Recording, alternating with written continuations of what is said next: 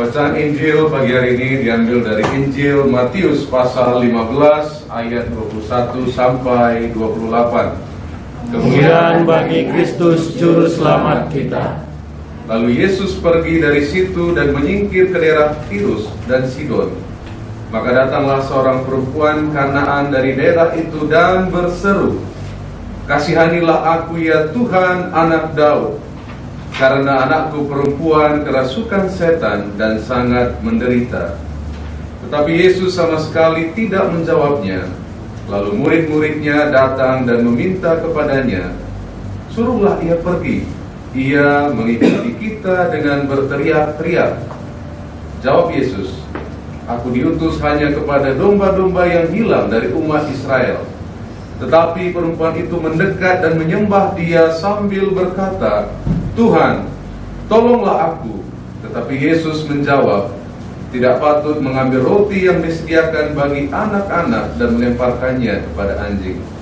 Kata perempuan itu, "Benar Tuhan, namun anjing itu makan remah-remah yang jatuh dari meja tuannya." Maka Yesus menjawab dan berkata kepadanya, "Hai ibu, besar imanmu, maka jadilah kepadamu seperti yang kau kehendaki." Dan seketika itu juga anaknya sembuh. Demikianlah Injil Kristus. Terpujilah Kristus Tuhan kita. Silakan duduk.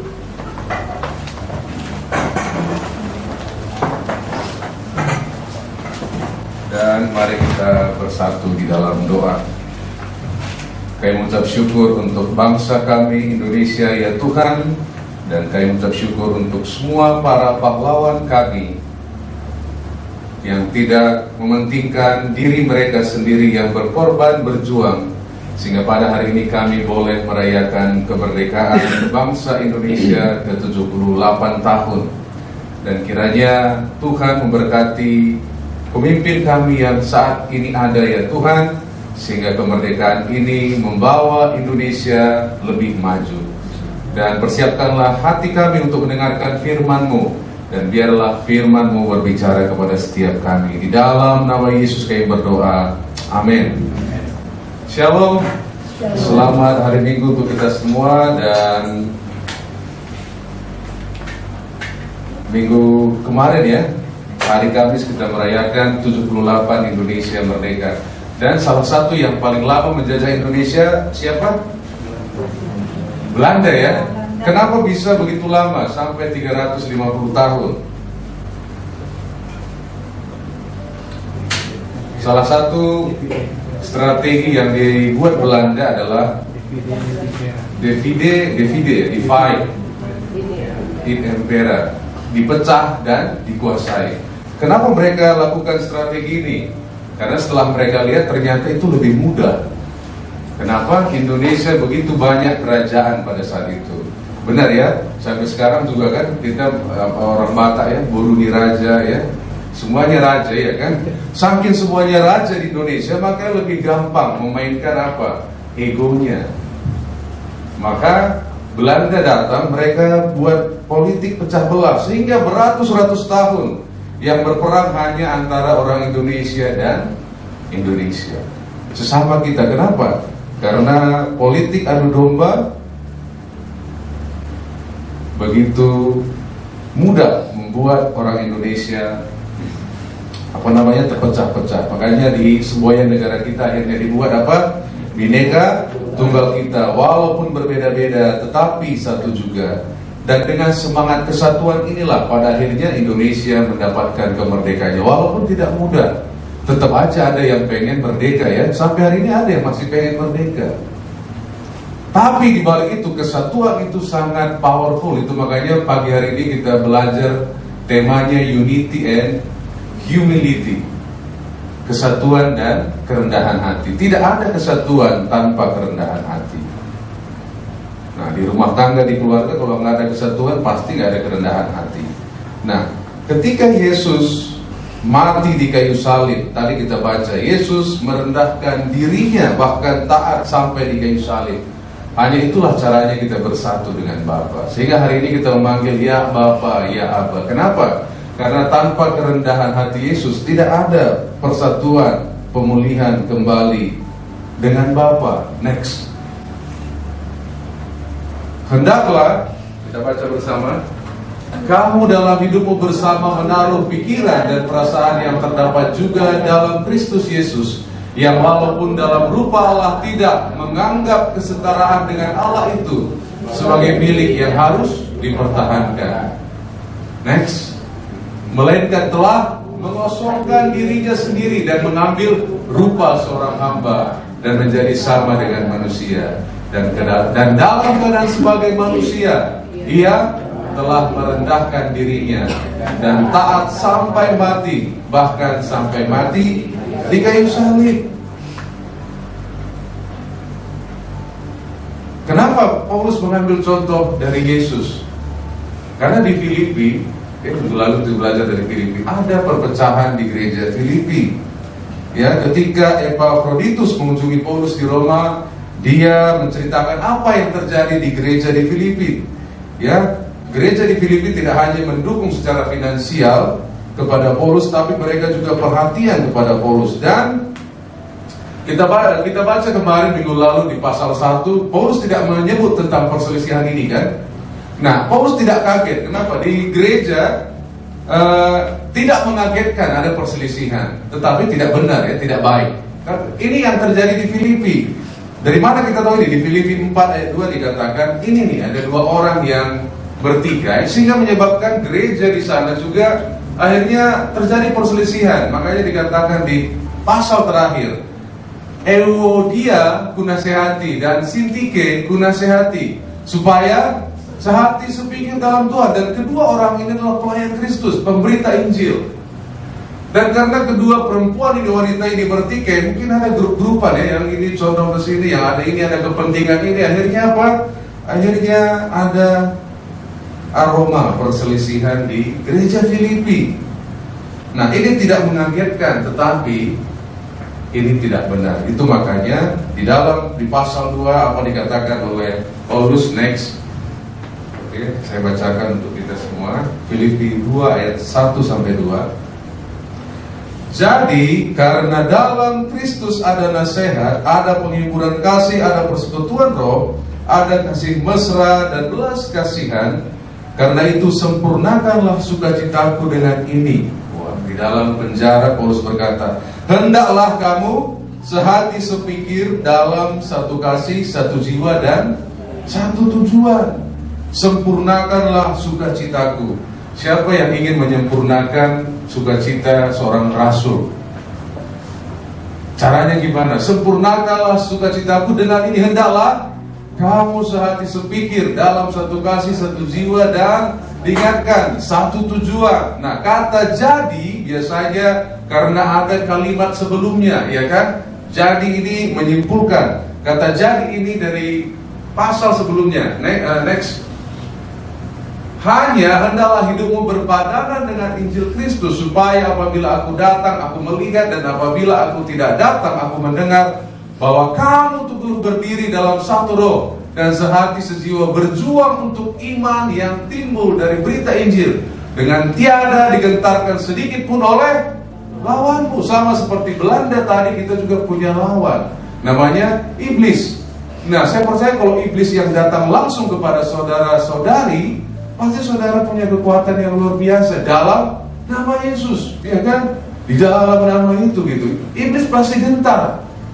Masalahnya dibuat adalah antara sesama kita yang melibatkan ego, sehingga seringkali gitu, caranya itu, gitu, kan? Kalau sudah melibatkan ego, keangkuhan kita, maka di Amsal dikatakan, di Amsal 13 ayat 10 dikatakan, keangkuhan hanya menimbulkan pertengkaran. Sehingga kita lupa tujuan kita, tujuan jemaat di Filipi itu apa. Ya, ini sudah balik lagi ya, tujuan di jemaat Filipi itu apa. Mereka lupa, mereka tadinya berkumpul untuk memberitakan Injil Kristus. Demikian halnya ketika ada perselisihan, kita lupa ngapain sebenarnya persekutuan kita ini. Dan ingat, kita memiliki lawan. Ketika bangsa Indonesia sadar bahwa lawan sesungguhnya adalah Belanda, maka setelah 350 tahun kelamaan ya, dan luar biasanya apa? Selama itu kita bahkan bahasa Belanda juga nggak tahu, ya kan? Luar biasa, Luar biasa, bahkan kita nggak tahu selama itu.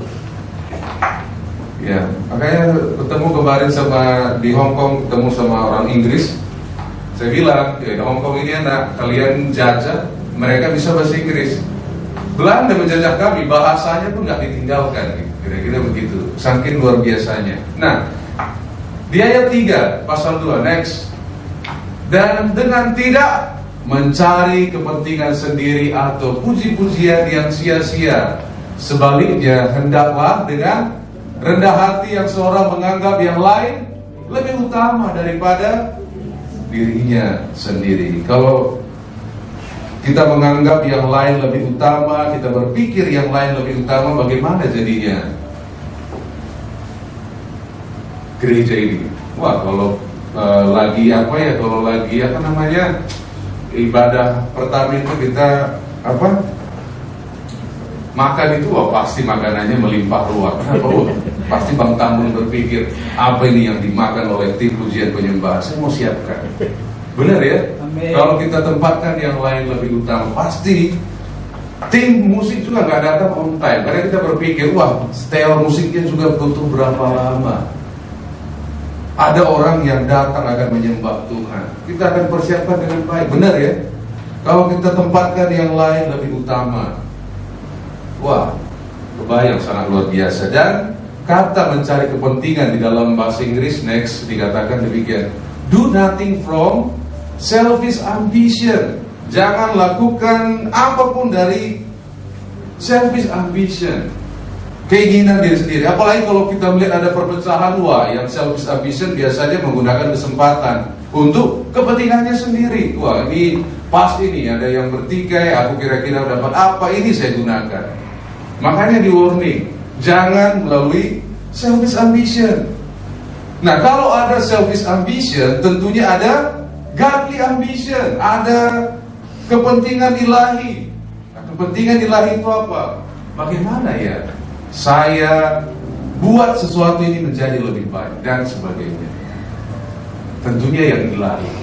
Nah, lawan dari selfish ambition tentunya godly ambition. Tidak hanya, wah, ini ya tugasku hanya ini, yang lainnya ya dikerjakan yang lain. Tapi tidak, godly ambition sama seperti Yesus. Dia nggak bilang, aku kan Tuhan, ngapain aku mati, gitu kan? Iya, cuma karena kita begitu penting, dia merendahkan dirinya. Tapi kalau tidak, wah, ini bukan kerjaan saya, itu kerjaan si X. Kita akan mulai saling menyalahkan. Dan di ayat 4, Paulus memperjelas, next. Dan janganlah tiap-tiap orang hanya memperhatikan kepentingannya sendiri. Tentunya kita memperhatikan kepentingan kita, tetapi waktu kita bersama, kepentingan bersama harus lebih tinggi daripada kepentingan pribadi. Itu makanya Gereja Anglikan salah satu denominasi terbesar, 85 juta jemaat worldwide, seluruh dunia. Bagaimana ini bisa terorganisir? Tentunya ada instrumen-instrumen pemersatu. Nah, kalau di kita, di diosis kita, instrumen pemersatu nomor 1 yaitu bishop. Makanya kita memberikan kuasa begitu besar kepada bishop. Dan kami semua, suka tidak suka, apapun keputusan bishop, ya kami harus hormat. Kenapa? Karena tanpa itu nggak ada kesatuan. Bayangkan kita ada 6 negara, semuanya memiliki kepentingan yang berbeda-beda. Kalau bishop tidak dikasih kuasa yang begitu besar, nggak bisa memimpin. Itu makanya bishop ini selain dia bishop, dia juga ketua. Kalau kita kan di sini eksekutif itu presiden ya. Kalau di DPR, MPR itu beda lagi ketuanya. Kalau di Gereja Anglikan, eksekutif itu bishop, ketua waktu sinode itu juga bishop. Dua-duanya dia. Dia yang memilih, dia yang menetapkan tujuan, dia juga yang mengevaluasi. Akhirnya apa? Makanya boleh terorganisir. Nah, ada instrumen kesatuan yang dibuat. Bagaimana kalau di dalam pertikaian dan lain sebagainya, perselisihan, saya merasa begitu direndahkan, saya merasa di tempat yang paling rendah, apa yang harus saya lakukan? Nah, kalau kita di tempat yang paling rendah, kita di tempat yang baik. Kenapa? Karena Yakobus dikatakan next, rendahkanlah dirimu di hadapan Tuhan dan Ia akan meninggikan kamu. Bagaimana caranya? Cara Tuhan meninggikan. Benar ya? Pasti ada masanya kita akan direndahkan. Saya dulu pernah direndahkan. Tapi nantikanlah Tuhan untuk meninggikan kita pada waktunya Tuhan. Sehingga apa? Sehingga kita tidak masuk ke dalam kedagingan. Oh, kedagingan kan, wah dia buat ini, aku buat itu. Akhirnya hanya ada pertikaian. Dan di pasal sebelumnya Paulus menulis demikian. Next. Akan hal ini aku yakin sepenuhnya, yaitu Ia yang memulai pekerjaan yang baik di antara kamu akan meneruskannya sampai pada akhirnya pada hari Kristus Yesus. Nah, kita suka quote ini ya, kalau ada masalah, Ia yang memulai pekerjaan yang baik di antara kamu akan meneruskannya sampai pada akhirnya pada hari Kristus Yesus. Dan ayat sebelumnya juga dikatakan karena persekutuanmu di dalam pemberitaan Injil. Jadi ada alasan ini bisa digenapi dengan kesatuan dan kerendahan hati. Gak mungkin terjadi kesatuan tanpa kerendahan hati. Gak mungkin Tuhan menyelesaikan apa yang Ia mulai tanpa anak-anak Tuhan bersatu untuk tujuan yang Tuhan inginkan kita selesaikan. Kalau kita tanpa kesehatian, tanpa satu tujuan, Indonesia mungkin sampai hari ini masih berperang. Masih, karena apa? Karena sampai hari ini masih ada ya. Kita lihat di Papua juga masih pengen merdeka. Saya nggak tahu Aceh juga apakah diam-diam masih, dan tempat-tempat yang lain. Tapi begitu powerful. Saya percaya saudara pernah lihat semut ya. Semut itu kalau ada air tergenang atau apapun, mereka begitu bersatu bersama-sama membangun, mempertahankan dirinya. Kalau semut aja bisa, tentunya apalagi kita yang dipenuhi Roh Tuhan. Amin. Nah, tanpa kerendahan hati tidak ada persatuan. Syarat persatuan adalah kerendahan hati. Dan siapa contohnya? Yesus. Yesus yang setara dengan Allah mengambil diri rupa seorang hamba. Bukan karena dia tidak bisa sok, tapi kenapa? Karena dia menganggap saudara dan saya lebih penting. Itu makanya ia mengorbankan dirinya. Biarlah kiranya ini menginspirasi kita, sehingga apapun yang tantangan sedang kita lihat, mari kita lihat tujuan akhir kita. Apa tujuan saya? Dan kita merendahkan diri satu dengan yang lain, sehingga kesatuan boleh terjadi. Mari kita bersatu dalam doa.